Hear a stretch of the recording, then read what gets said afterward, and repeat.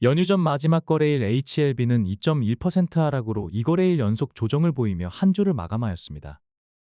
코스닥 지수가 1.77% 하락한 가운데 코스닥 제약 섹터 또한 0.78% 하락했기 때문에 기본적으로 지수와 섹터 약세에 연동한 흐름을 이어간 모습입니다. 오늘은 지난 분석에서 도출된 핵심 포인트를 점검하고 나서 이를 바탕으로 향후 전개될 향방을 전망해 보겠습니다. 기관의 매수세가 여전히 활발한 모습인데 특히 기관 수급을 주도해왔던 금융투자는 직전주 3주 만에 소소한 매도세를 보였지만 지난 12일에는 역대 6위에 해당되는 강력한 순매수를 보이는 등 한 주 만에 다시 매수세로 전환한 모습입니다. 당분간 HLB의 수급 포인트는 금융투자를 위시하여 기관의 동향을 주시할 필요가 있을 것입니다. 금융투자의 대규모 매수세에는 상당수 패시브 자금이 포함되어 있다는 점을 감안해야겠지만 해당 자금에는 승인 가능성에 베팅한 물량이 다수 포함되어 있다는 판단이며 적어도 승인 기대감으로 인한 조기 반등 가능성에 선제 대응한 물량 또한 다수 포함되어 있을 것으로 추정됩니다. 이처럼 절대적인 수급 규모는 물론이고 자금의 성격 등을 고려할 경우 당분간 기관의 역대급 순매수 기조는 주요 지지선에 대한 하방 경직성을 강화해 줄 것이며 더 나아가 공매도 세력에게는 하방 포지션을 유지하는 데 상당한 부담으로 작용할 것입니다. 주간으로는 코스닥 지수가 2.34% 상승했고 코스닥 제약 섹터는 3.59% 상승했기 때문에 0.79% 상승한 HLB는 주간 상승률에서도 2주 연속 지수나 섹터와 연동한 모습입니다. 외국인은 최근 13거래일 중에 11거래일을 순매도하며 압도적인 매도 우위를 보이고 있지만 공매도 공세로 인한 수급 압박은 대세 반등 시기에는 급격한 쇼커버링으로 전환될 수 있다는 점에서 오히려 공매도의 거친 공세에도 0.79% 상승으로 견조하게 방어해 주었다는 것에 주목할 필요가 있을 것입니다. 지난주 영상에서는 HLB가 일주일 내내 제약 섹터와 연동했다는 것을 분석해드렸으며 차주의 동향을 예측하면서 역시나 비슷한 흐름을 보일 것이라고 전망해드렸습니다. 결과적으로 예상한 흐름이 전개되며 HLB와 코스닥 제약 섹터는 커플링이 더욱 강화된 모습입니다. 지금 보시는 차트는 지난 한 주간 제약 섹터와 HLB의 주가 흐름을 비교한 차트입니다. 지난 영상에서는 S&P 500 헬스케어 지수의 호조세로 월요일 코스닥 제약 섹터나 HLB 또한 반등할 가능성을 예상해드렸습니다. 또한 지수와 섹터에 대한 의존도가 높아질 수밖에 없는 이유를 구체적으로 설명해드렸는데 예상대로 전개된 모습입니다. 지난 월요일에는 코스닥 제약 섹터가 4.18% 상승하고 HLB 또한 3.94% 상승하며 반등 자체는 물론이고 상승률 또한 비슷한 모습으로 한 주를 시작하였습니다. 금요일을 제외한다면 차트의 궤적은 물론이고 등락률 또한 0.6% 이내의 격차를 보였기 때문에 소소한 범위 내에서 거의 유사한 흐름을 보였다는 것을 알 수 있습니다. 금요일에 그나마 1.33%로 1% 넘는 격차를 보인 것은 HLB생명과학이 HLB 주식을 활용해서 주가수익 스와프인 PRS 방식으로 300억 원의 자금 조달을 추진한다고 밝힌 것이 HLB에는 다소 부담으로 작용했기 때문입니다. HLB생명과학은 이번 PRS 계약으로 주주가치 희석 없이 300억 원의 자금을 확보했지만 HLB 입장에서는 증권사 해지 물량 출회 가능성으로 인한 단기 수급 압박을 받을 수도 있기 때문에 제약 섹터 대비 낙폭을 확대한 모습입니다. 다만 소소한 이슈이기 때문에 충분히 반영되었다는 판단이며 크게 신경 쓸 필요는 없을 것입니다.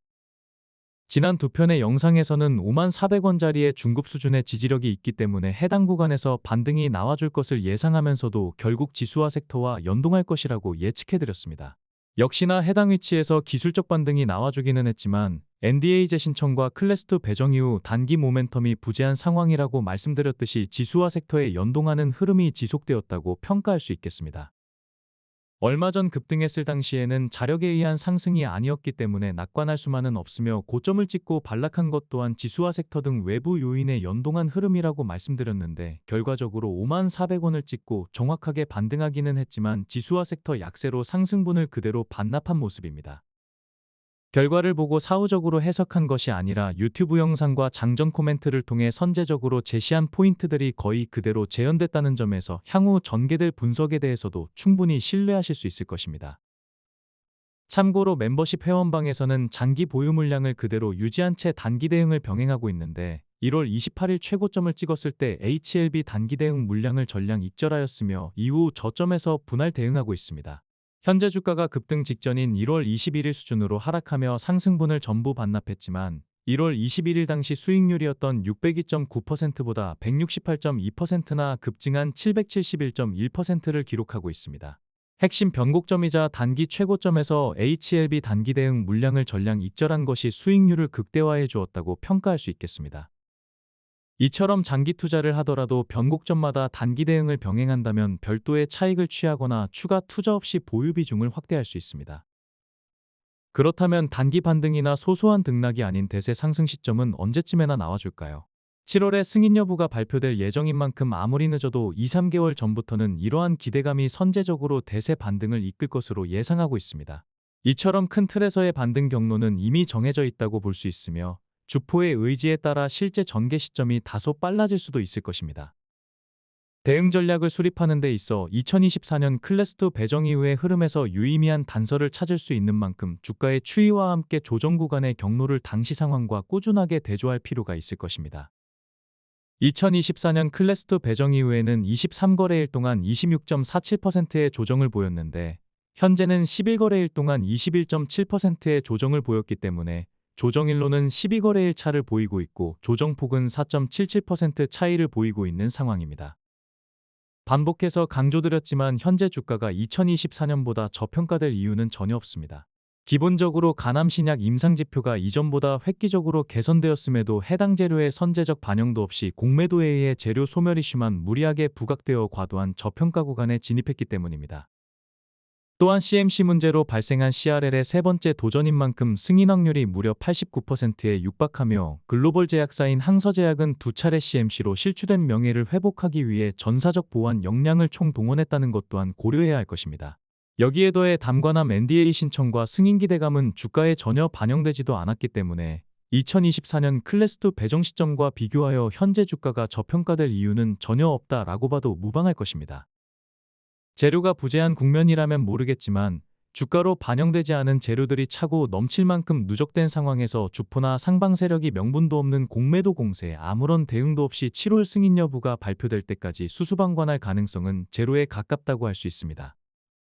조정기간은 차치하더라도 공매도의 인위적인 압박이나 상방 세력들의 의도적 방조가 지속되어 2024년에 나온 단기 조정폭을 상회한다면 아주 매력적인 전략적 매수 찬스로 활용해도 좋을 것입니다. 물론 과대낙폭 구간이라고 해서 주가가 무조건 반등하는 것은 아니지만 이유가 분명한 과대낙폭은 조기에 회복한다는 것을 유념해야 할 것입니다. 공매도 공세가 전방위적으로 강화되고 주포가 개미털기 목적의 전략적 방조를 지속할 경우 단기 추가 하락을 배제할 수 없겠지만 돌바락제가 동반되지 않는다면 현재 시점에서 공매도 세력이 총공세를 펼친다고 해도 2차 CRL 당시 하한가 자리인 46,500원을 이탈할 가능성은 극히 낮을 것입니다. 설령 돌바락제가 추가된다고 하더라도 차트상 핵심 변곡점인 45,450원을 깨고 내려가서 추세 이탈의 기준인 3거래일 이상 하회할 가능성은 현재 시점에서는 거의 없다고 판단됩니다. 결과적으로 현재 주가를 기준으로 주요 변곡점인 46,500원까지의 하방 리스크는 9% 수준에 불과하며 혹시 모를 추가 악재를 가정한다고 해도 최대 하방 리스크는 11.1%로 판단됩니다. 반면 조정 이후 반등이 나오게 되면 승인 여부와 무관하게 상방으로는 단기적으로 85,500원에서 93,400원까지 급격한 회복을 기대할 수 있기 때문에 기대 손실 대비 기대 수익의 편차는 10배 가까이 된다고 봐도 무방할 것입니다. 주식 투자에 있어 100%는 없으며 주식은 한 치 앞을 예측하기 어려운 복잡계의 영역입니다. 다만 높은 확률에 지속적으로 베팅하려는 노력을 게을리하지 않는다면 투자 성과는 자연스럽게 따라올 것입니다. 주식 투자의 기본은 거시적인 방향성을 예측한 후에 단기 이슈에 대한 합리적인 대응을 반복하는 것이 가장 효율적이라는 것을 유념하시면 좋을 것입니다.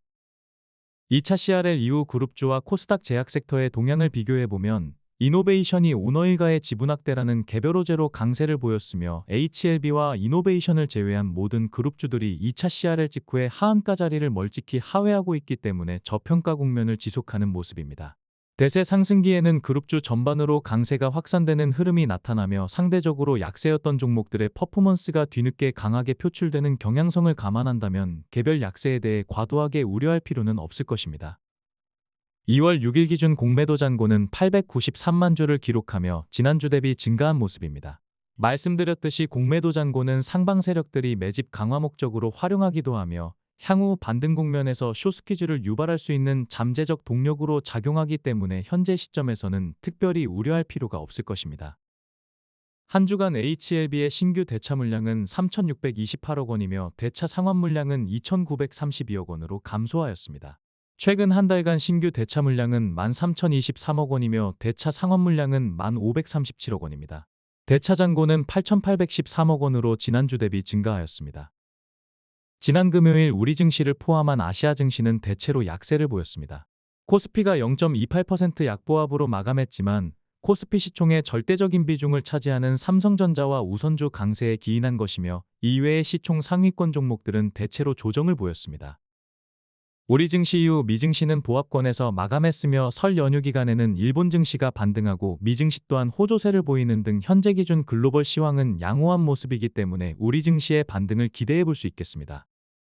참고로 멤버십 회원방에서는 지난해 조선 섹터를 최선호 섹터로 지정하여 적지 않은 투자 성과를 올렸으며 올해는 1월 4일을 기점으로 AI 반도체 섹터를 상반기 최선호 섹터로 지정하였습니다. 또한 지난해에는 반도체 섹터 내에서 SK하이닉스를 최선호 종목으로 지정하였으며 올해는 삼성전자를 최선호 종목으로 변경하였는데 보시다시피 지난해에는 SK하이닉스가 삼성전자 상승률을 압도하였으며 올해는 삼성전자가 SK하이닉스 상승률을 압도하고 있는 모습입니다. 증시의 향방을 선제적으로 예측하는 것도 중요하겠지만 주도할 섹터를 선정하고 나서 해당 섹터 내에서 최선호 종목을 선정하는 인사이트 또한 투자 성과를 극대화하는 길이 될 것입니다. 혼자 대응하시기 어렵다면 출양파 멤버십은 수익률을 극대화하기 위한 좋은 선택지가 될 것입니다. 코스닥 또한 시총 상위권 종목들이 대체로 적지 않은 조정을 받았기 때문에 HLB가 나홀로 하락한 것이 아니라는 것에 위안을 삼을 수 있겠습니다.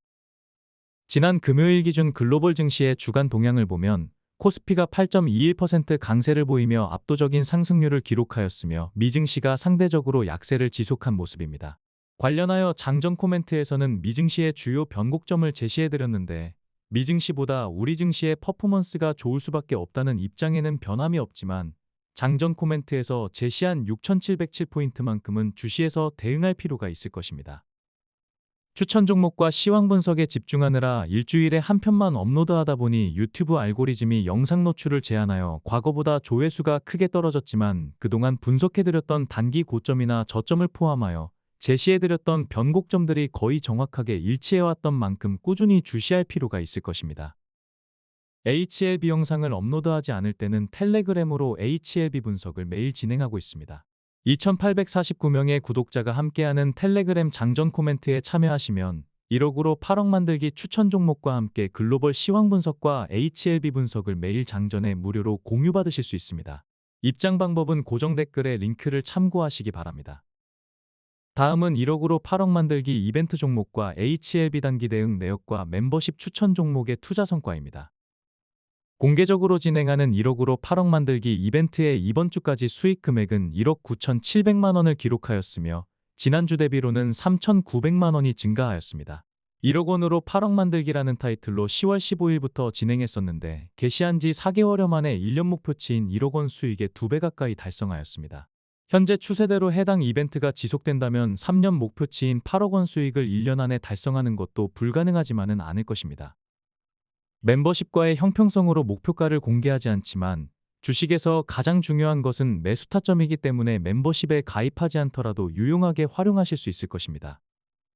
멤버십 회원방에서는 HLB 단기 투자를 병행하고 있는데 2차 CRL 이후 HLB는 9.9% 상승에 그치고 HLB 제약은 5.3% 하락했지만 고점 익절과 저점 재진입을 꾸준히 반복하면서 771.1%의 수익률을 올리고 있습니다.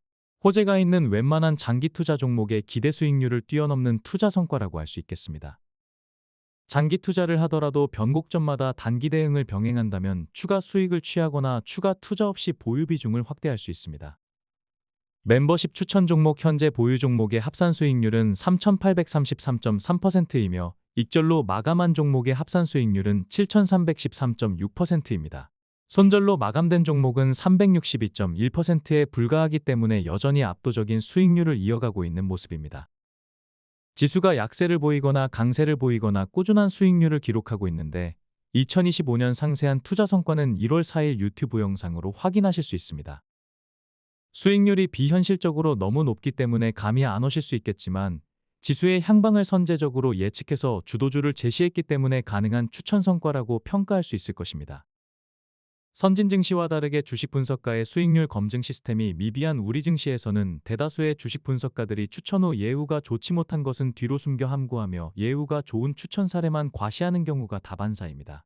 출향파 채널이 주기적으로 확인해보고 있지만 추천 종목의 매매일지를 투명하게 공개하여 검증받는 경우는 아직까지 출향파 채널 외에는 찾지 못했습니다. 혹시라도 이러한 분석가가 있다면 댓글로 알려주시기 바랍니다.